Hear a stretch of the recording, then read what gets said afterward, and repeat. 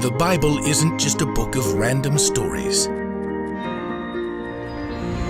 It's 66 different books that come together to tell one story. An incredible one about God's love for us.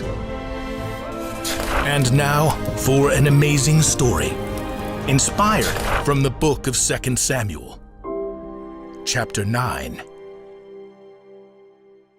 Long before David became king, he and King Saul's son, Jonathan, were best friends. Whatever happens, please be kind to me. I know the Lord will defeat all your enemies someday, but promise to always be kind to me and to all my family. Yes, of course. I'll do it. Though King Saul was jealous of David and many times tried to kill him, David and Jonathan remained close friends until the one day David received terrible news. The Philistines attacked us!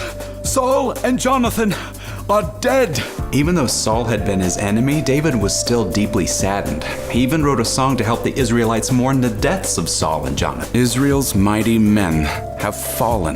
Now that Saul was dead, David could become king, just as God had declared so long before.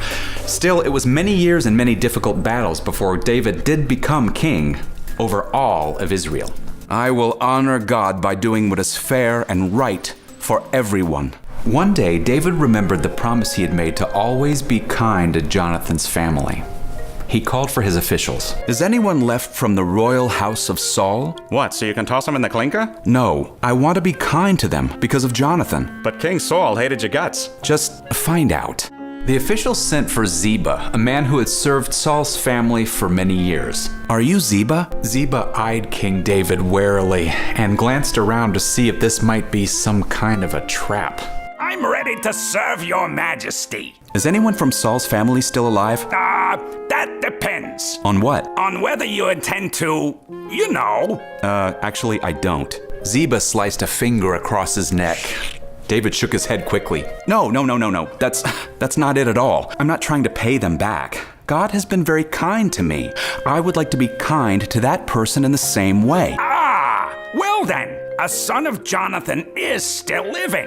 Mephibosheth. Bless you. Thanks? You didn't sneeze? No, that's his name. His name is Sneeze? His name is Mephibosheth. Oh, well, tell him to come see me. Actually, both his feet were hurt, so he can't walk. David turned to his officials. Have Jonathan's son brought here. Mephibosheth knew perfectly well that his grandfather Saul had tried to kill David, but he probably had an idea that his father Jonathan was good friends with David. And like Ziba, he may have feared the worst when messengers arrived with a command from the king.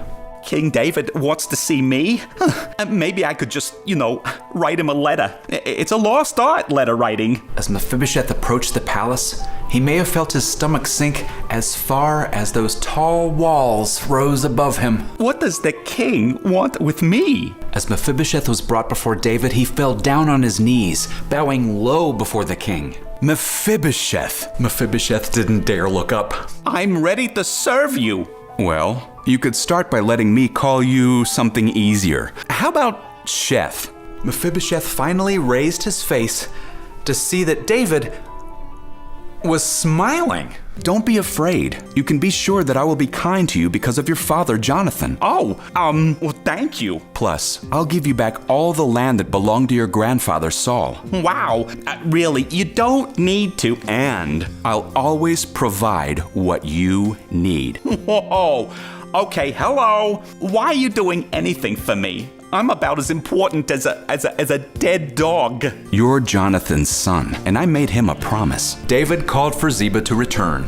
Ziba, I'm giving Sheth here everything that belonged to Saul and his family. You and your sons and servants will farm the land for him and take care of him. I'll provide everything he needs. I'll do anything you say. Perfect. Now, Sheth, do you have any sons? Well, I've got a little boy named Micah. Oh, excellent. Can he shoot a bow and arrow like Jonathan used to? Well, I can't stand up to show him how. Then I'll do it. We'll get a little bow made just for him. Oh, and do you prefer quail or roasted pigeon? And which street would you like to live on here in Jerusalem? From that time on, Mephibosheth and his family came to live in Jerusalem, and David provided everything they needed, just as he had promised Jonathan.